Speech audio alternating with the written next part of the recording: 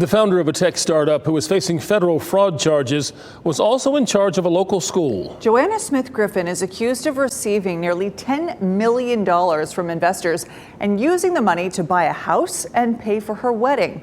WRAL's Destiny Patterson reports from Guidepost Montessori in Spruce Tree, where Griffin had recently taken a leadership position. Federal authorities say that Joanna Smith-Griffin orchestrated a deliberate and calculated scheme through her AI tech startup.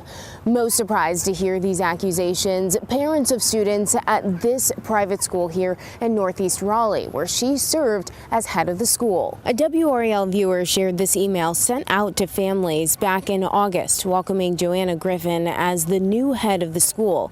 Outside of her work here, she led her AI tech startup company, All Here Education, that was once listed under Forbes's 30 Under 30.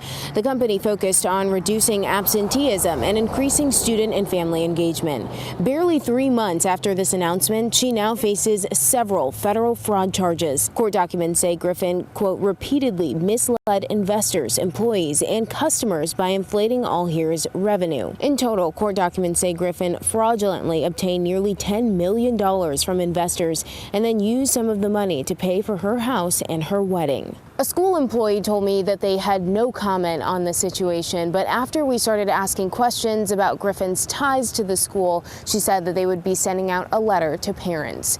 Destiny Patterson, WRAL News, Raleigh. And the school did send out a letter to families this evening saying that they are taken aback by the charges. Griffin is on a leave of absence, according to the letter.